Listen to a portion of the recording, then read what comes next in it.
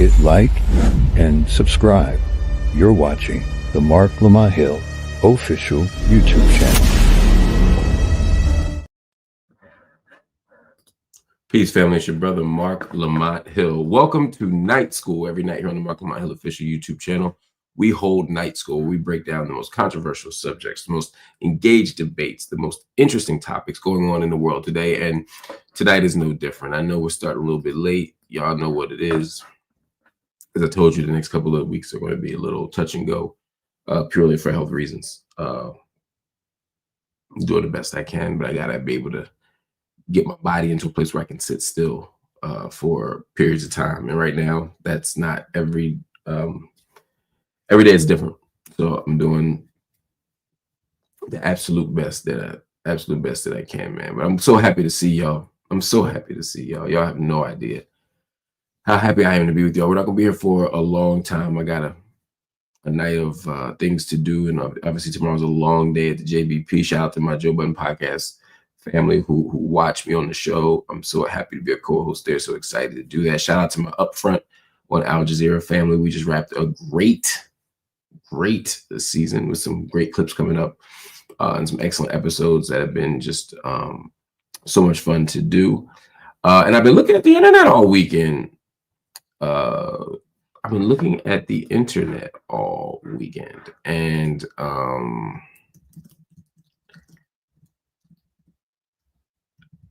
I've been around. I've been in conversations that I didn't know I was going to be in. I don't know what to say. I just say I've been hearing. I'm on TikTok and all this other stuff, and I'm a little surprised by some of it. Some of it seems fair, some of it seems unfair. But at the end of the day,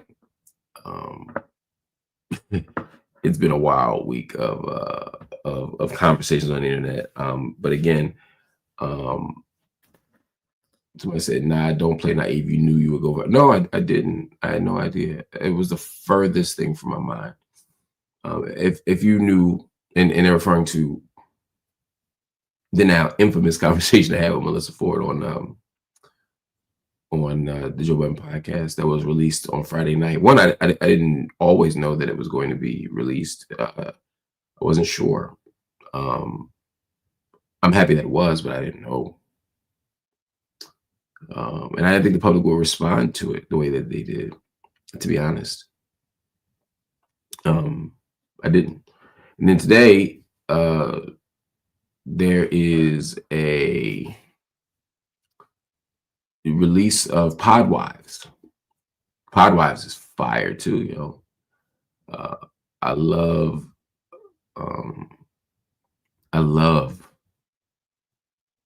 hosting. I like being the host more than I like being the commentator. I love being the question asker more than a question answerer. So it's pretty dope. Someone says, "Is it viral for real?" I don't know. You know, I don't look at that kind of stuff. I judge it a lot of times by the communication I get. If people tell me they saw me on something, or one of my kids says, "I saw you on TikTok," because I'm not native to TikTok. So if I put something up and it's on TikTok, it means it got there.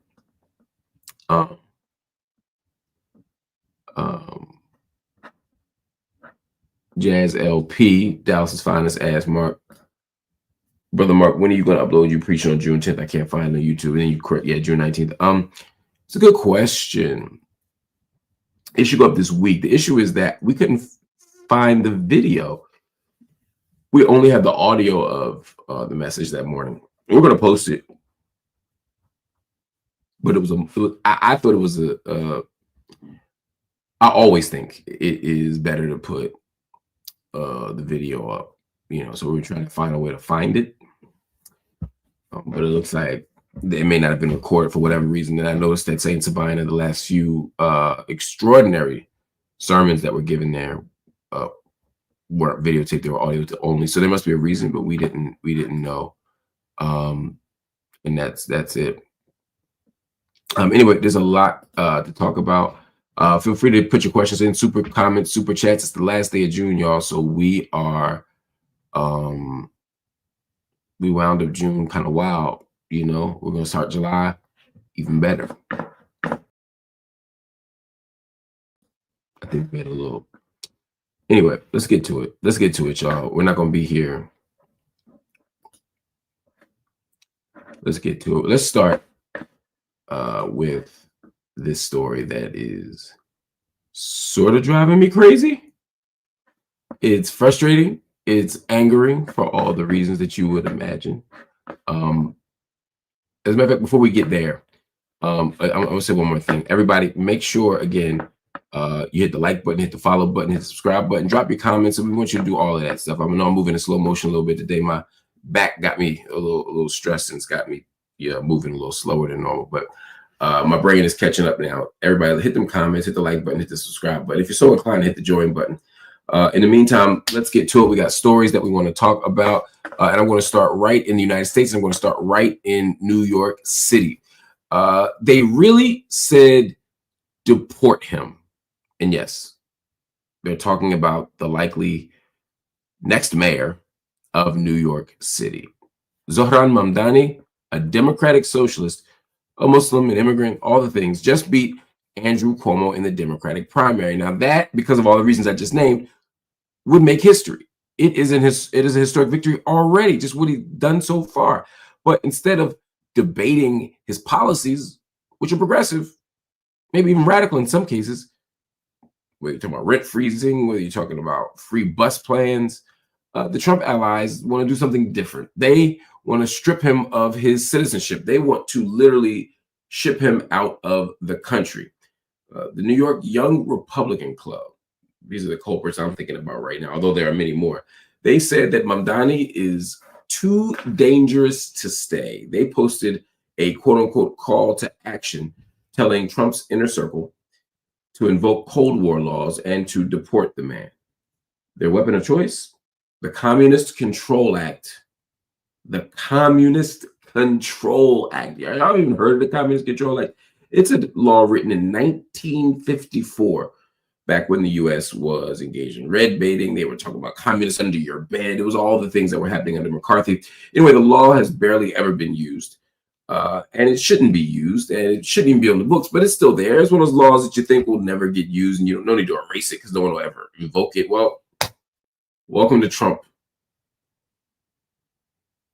Whenever you encounter Trump, whether it's Trump policy, Trump followers, Trump political appointees, or Trump himself, this is what you get.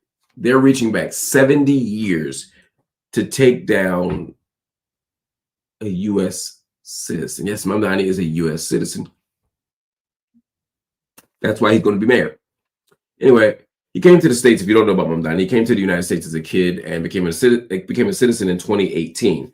But beyond that, he's going to be, I think, the first Muslim and Indian American mayor in New York City history. I'm not unclear about whether he would be the first Muslim or Indian American. I get it, y'all. You don't have to tell me this. What I mean is, I'm pretty confident he's going to win the race. And now, some of his critics, they're saying he shouldn't have been here to begin with. And it's not, again, it's not just the New York Republicans, right? You know, the New York Young Republican Club, they're not that important. Representative Andy Ogles called him Little Muhammad and a, quote, communist who will destroy New York. Donald Trump called him a communist lunatic. Stephen Miller says Mamdani is proof of what happens when immigration goes unchecked. And Senator Mike Collins, he wants to bring back Senator Joe McCarthy's Un-American Activities Committee, the same one that ruined careers, smothered civil liberties, and really destroyed lives during the Red Scare. Mamdani's campaign says they're focused on building a New York that actually works for working people. That's not a crazy idea. It's not an anti-American idea. It's just a good, solid, principled idea. But with Donald Trump's crew gearing up for mass deportations, the line between political disagreement and targeted erasure, it's just gotten too thin. And that is my issue with what's going on here. This is wild. It's absolutely wild. We'll get at why a little bit later, but I wanted to take that issue up and tell you that we have to do something about it. It's not enough to keep saying, Oh, these Trumpers are crazy. Oh, they're trying to deport them. Oh, they have these xenophobic laws. Oh, this Islamophobic discourse is disgusting. What are we doing about it? How do we engage? If you're in New York, are you voting? Are you registering? Are you pushing back? And I don't just mean, are you voting for Mamdani? I mean, are you voting against the people who make these claims? Or in other states where, again, someone in the House of Representatives or someone in the other chamber of the Senate is saying, look, Mamdani shouldn't be elected because he's this, he's this, he's this, he's this, he's this, and the things that they're listing are all racist or Islamophobic, then what you do is you say, we won't tolerate this. Even if the person's on your side of the aisle, even if you agree with the person's general politics, you can't endorse people who endorse things like this. Anyway, we'll take a quick break. We'll be back in about 20 seconds with the next story. It's super important that you all stay with me because I got stuff to say about U.S. killing democracy funding. I want to talk about this new WNBA team that's coming to one of the greatest cities in human history and a lot more. Stay here. Hit like and subscribe. You're watching the Marc Lamont Hill official YouTube channel.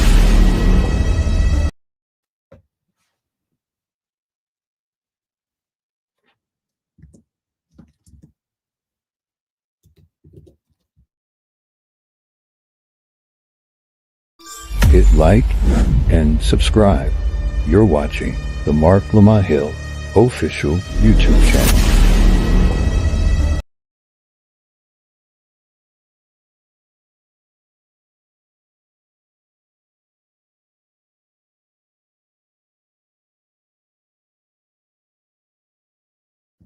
All right, family, welcome back to Night School. We got more stories to cover. The U.S. is about to pull the plug on nearly every democracy program that it funds around the world. And it's happening fast, y'all. It's happening under the radar. And frankly, it's happening in complete and total silence. The State Department's Bureau of Democracy, Human Rights, and Labor, and also known as DRL, is facing a wipeout. Sources say 389 out of 391 active grants are set to be cut after a behind closed doors review from the White House's budget office. Now that's 1.3 billion, it's billion with a B, $1.3 billion in programs that help activists out, they protect journalists, and they support political freedom in some of the most repressive political regimes on the planet. Only 2 programs are expected to survive. One is in China and one is in Yemen. Inside sources say the Trump-aligned crew wants to use the same money that they're using now on pet projects. I'm talking about stuff like helping Afrikaners immigrate to the United States or backing far-right European leaders like France's Marine Le Pen. Now, one advisor, a 20-something named Samuel Sampson, even suggested funding her legal defense with U.S. taxpayer money. Yes, I'm serious right now. Now, this move would gut DRL completely. It would lay off thousands of workers and would make it nearly impossible for any future administration to revive the programs because the people who ran them would be gone and locked out of their own emails. Do you hear how insane this sounds?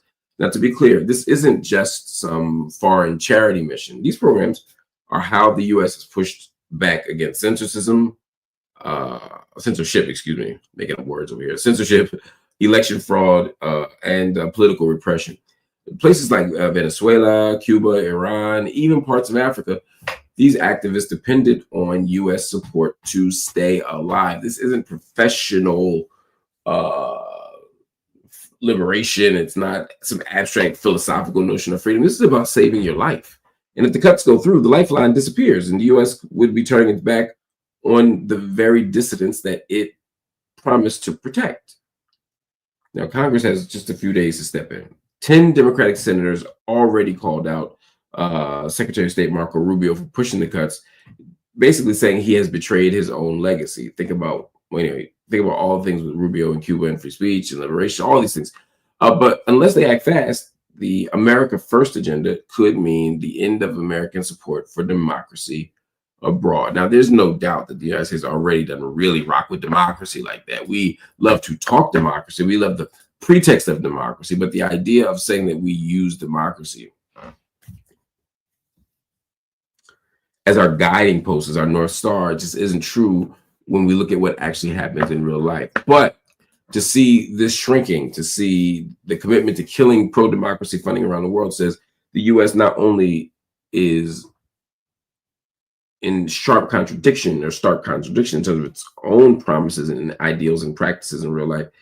But Yanni, it also the U.S.'s imperialistic vision and imperialistic engagement is expanding around the world, and that's hard to say because we've been imperialists since day one, but the idea, or not day one, but for a long time, and we've been settler colonial since day one. But all that to say, watching the United States do this and watch Trump do this in particular, and to create a framework where it can't be undone, is scary. It's terrifying, actually. It's not just scary, it's absolutely terrifying. Again, but what are we going to do? We'll get to that another day. Somebody just said, did you just say Yanni? I did. I did not mean to, but it comes to, you know, I haven't been speaking Arabic lately just because I've been doing so much Spanish at home, but sometimes the Yannis still come out involuntarily. It's involuntary Yanni. You know what I mean? But anyway, that's neither here nor there. Those who don't know. All right, let's get to yet another story that I think y'all should care about, and that I definitely do care about. And I say you should care about, not because I think y'all don't care about interesting stuff, but because the world is so complicated. The news cycles are ignoring some of the important stories. So I don't know if we've even given the information sufficiently to care about this properly. Anyway, the Pentagon just dropped $200 million on OpenAI to build out frontier AI for the U.S. military. And yes, that means that ChatGPT could soon be inside the government's war machine.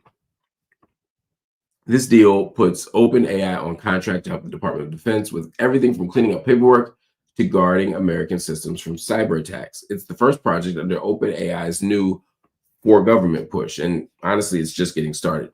The tech won't just be helping soldiers. It could touch your personal data. It could touch your legal status, your health records, anything that the feds can touch. And this ain't just an experiment. It's real money, real contracts, and real power being handed over to AI and secure federal systems. OpenAI is already in deep with government labs, NASA, NIH, and the Air Force. Now they're working with Anduril too. That's the same defense contractor building AI for drone warfare and next-gen military systems. It's no longer sci-fi. No. This is real life, y'all. AI is in the Pentagon right now. And I need to remind you all, none of y'all, the people, haven't voted for any of this. The people have not voted for any of this. Congress still hasn't passed any real AI laws, to be honest. And Trump's big, beautiful bill could ban states from regulating AI themselves. So meanwhile, OpenAI's critics, including artists, publishers, and privacy watchdogs, they are lining up in court. Now, the bottom line is, this ain't just tech anymore. It's national defense. And the line between AI and America's military just got a lot thinner. Anyway, some good news for my soul. I love it. I love it. I love it. I love it. I love it. I love it. I love it. It took forever, but the WNBA is finally coming to Philadelphia. That's right. After years of talk, the league just confirmed that Philadelphia will get its own WNBA team starting in the 2030 season. That's right. 5 years from now. That might seem like a long time to you, but it's not when you think about what it takes to build a team, design logos, get things in place, set up, make your stadium deals, have a whole infrastructure for ticketing. All of it matters. Anyway, WNBA Commissioner Kathy Engelbert said Philly's deep basketball roots make it the perfect home. The league already added teams in Toronto and Portland. Cleveland and Detroit are next. So you'll see them soon, 2028, Cleveland. And then I think 2029, you see Detroit. And then 2030, you'll see Philadelphia. So Cleveland, Detroit, and Philadelphia. Big basketball cities, all of them. They all deserve to have teams. And let's be clear, this isn't just about visibility. It's about finally giving women athletes the platform and the respect that they've earned. Philadelphia hasn't seen a new major sports team since 2008. And now we're getting one. Just a brand new arena is in the works. Philadelphia's WNBA team once again tips off in 2030, the summer of 2030. I will be there.